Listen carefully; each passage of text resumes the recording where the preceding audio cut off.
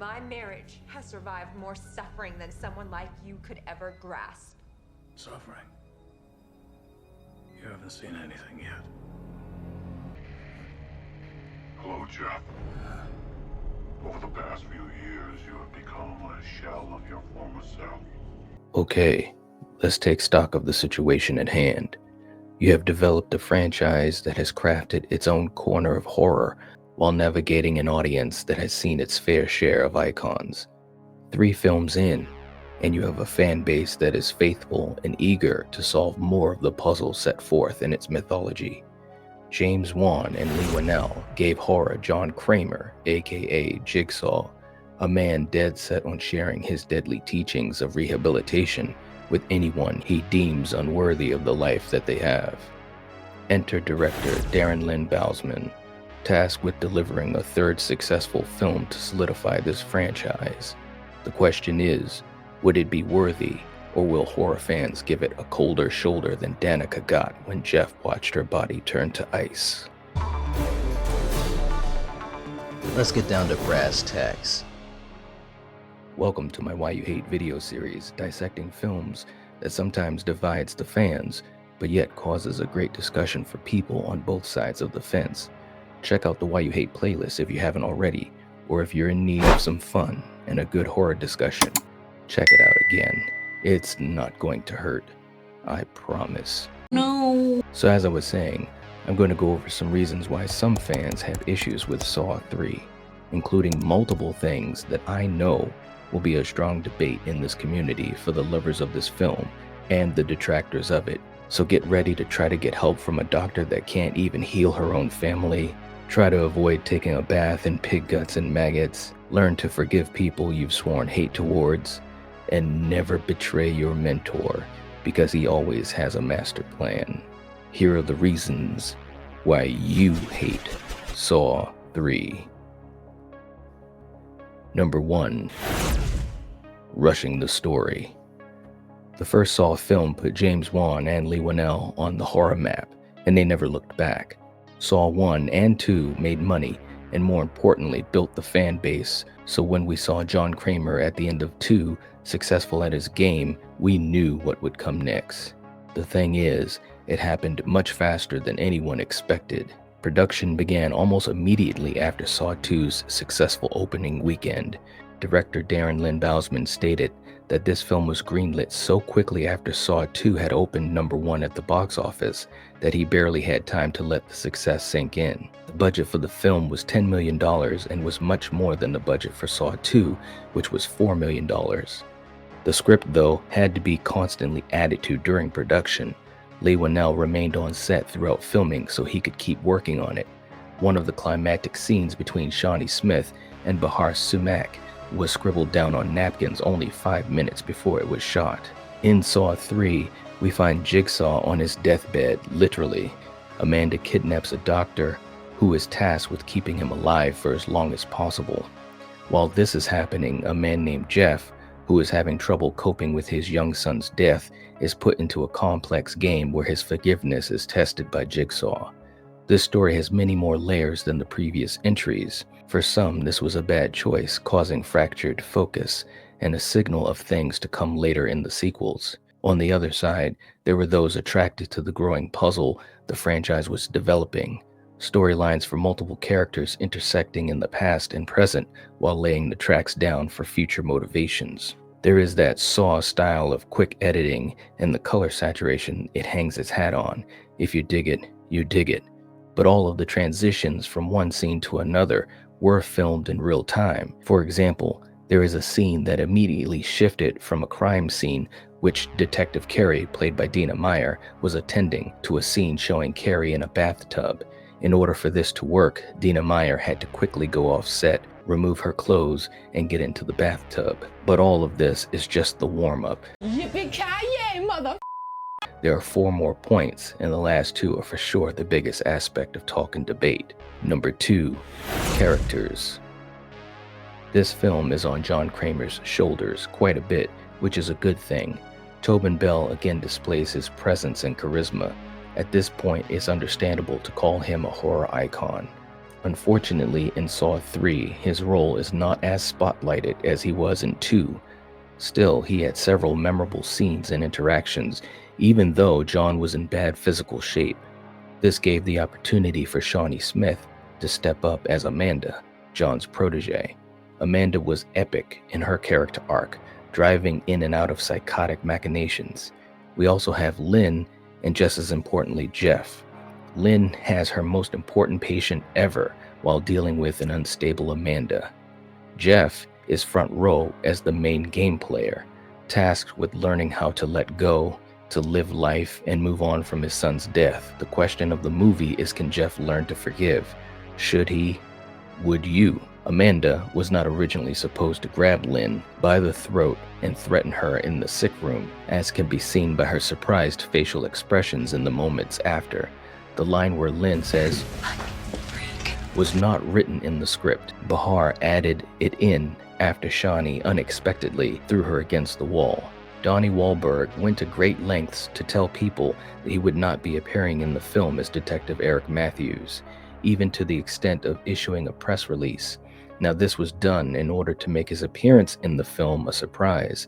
His extended scene showing his brutal and gross would-be escape tied the films together nicely, and unbeknownst to us at the time, set the stage for Saw 4.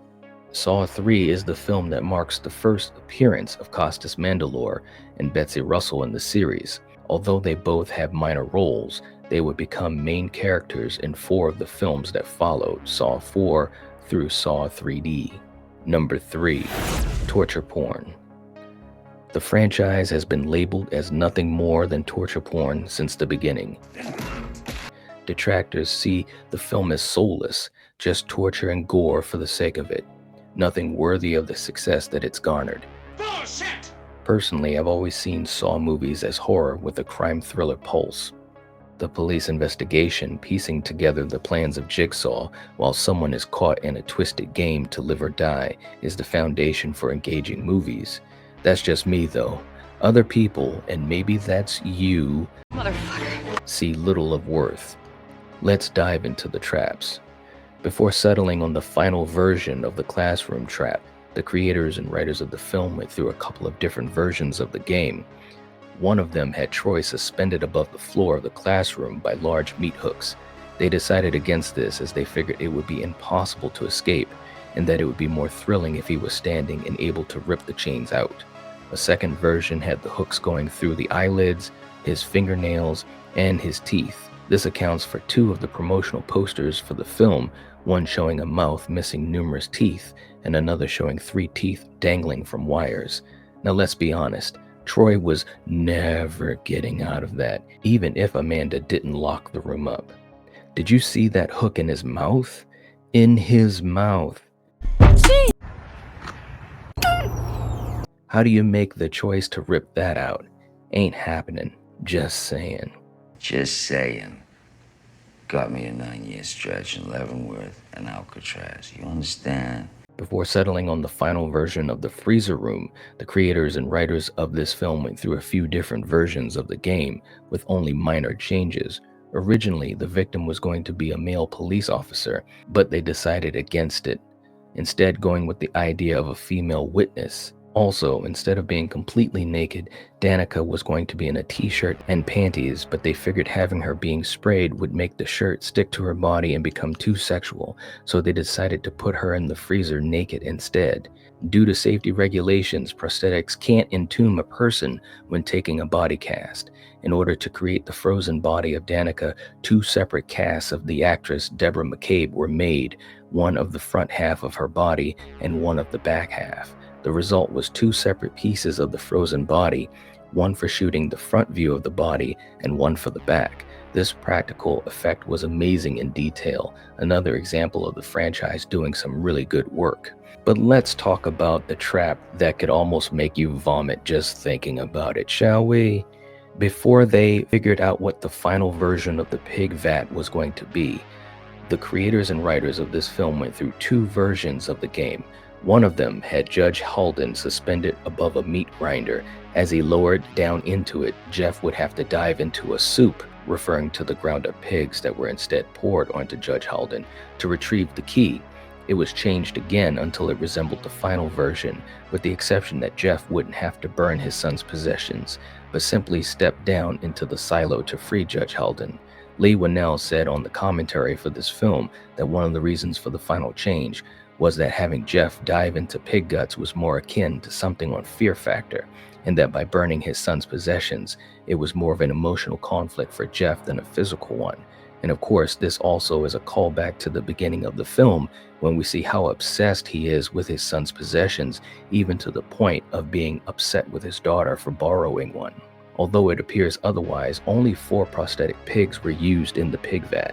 The pigs were made out of foam, rubber, and latex. However, the pig props were filled with real, live, disinfected maggots. Tobin Bell said that out of all the traps in the series, this trap was his favorite. Before settling on the final version of the rack, the creators and writers of the film went through a couple of different versions of this game as well. One of them had Timothy strapped down to a table that would fold on its hinges, bending his body with it and breaking his back, a similar idea that had been brought up once before when thinking about Detective Stephen Singh's trap.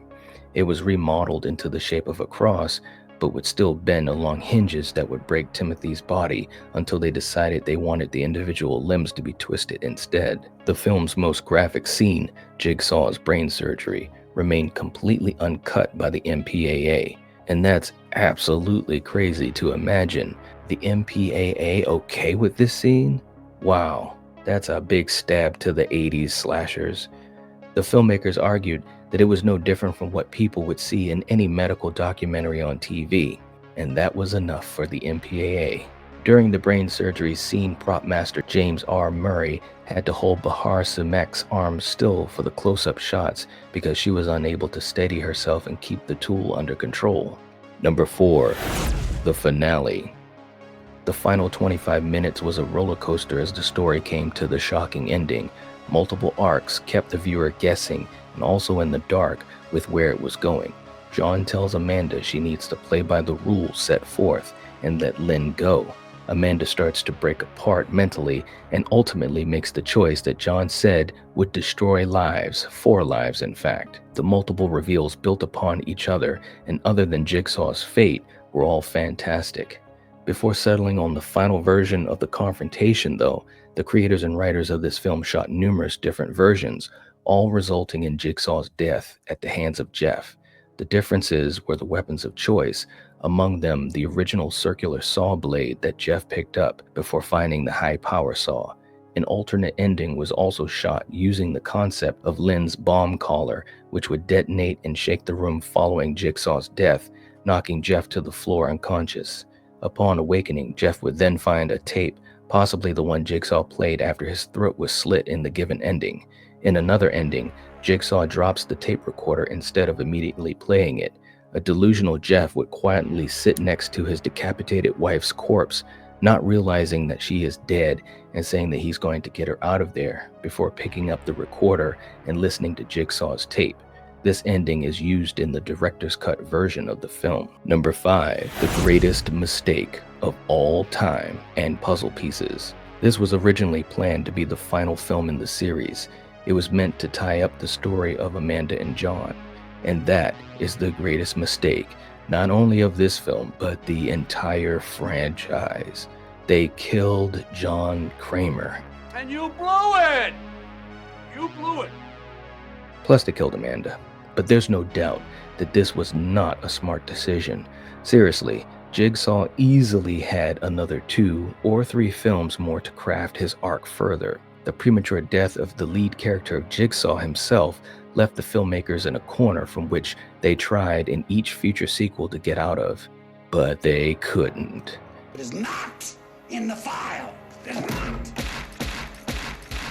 You son of a bitch! There were some great choices that they made throughout the sequels, creative too, but most fell short of capturing his greatness with the exception of Saw X. It's been admitted by Saw X executive producer Mark Berg, who's been with the franchise since the beginning. He said, quote, "If I had to do it again, I might not have killed Tobin Bell in Saw 3. That might have been a mistake." No shit, Mark. It was a big mistake. Amanda as well. But then again, killing her did make sense in the bigger picture of the story. I understand that they were thinking a trilogy would wrap up the story for John, but even the ending had possible paths, with Jeff trying to search for his daughter, and they could have kept John alive for one more film. A scene was scripted and filmed where John Kramer shows some regret for what he has done. He realizes that he will be remembered as a murderer, not as someone who helped people. Tobin Bell later said that he was glad that the scene was cut out, and I agree. You have to remember, John Kramer has to balance both sides of the fence as a character, someone we root for, but also someone we're repulsed by. To show how far-thinking the series is in a lot of ways, John pours wax on a cassette tape. In Saw 4, it's revealed that he was coating the cassette tape in order for it to be easier to swallow and be protected against his stomach acid, since it would be discovered in his stomach during an autopsy, allowing him to continue his work after he dies. John directs Amanda to a drawer where she finds a letter that upsets her, although its contents are not revealed. Saw 4 shows that the letter was put there by Mark Hoffman, another one of Jigsaw's accomplices.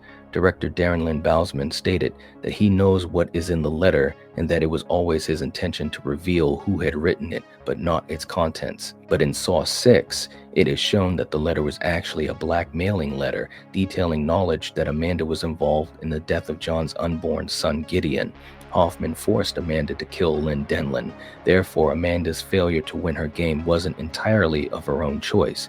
She believed that if Lynn survived, her part in Gideon's death would be revealed to John. But at the end of the day, Saw 3 gave us multiple twists to absorb, and we as fans must deal with it in our own way. You have to ask yourself, was Saw 3 a good entry in the franchise, or did it fail like Jeff did throughout the entire film? That is a question only you can answer. As always, this video is not here to make you love Saw 3 or to hate it. It's simply a discussion to highlight history and aspects of it, good or bad, with you, the viewer. So what do you think? Are you a fan of Saw 3? If so, tell us why. If not, let's discuss why you hate Saw 3. If you haven't hit the like button for more content, please do. If you're not subscribed to the Night Watch Zone, this is the time to do it. Do it and become part of this fantastic movie community where you'll never love and talk about movies the same. If you like this video, check out my other Why You Hate videos and other content, including live streams here, and I'll see you there. If you're watching this, if you're listening to this, you are the Night Watch. Peace.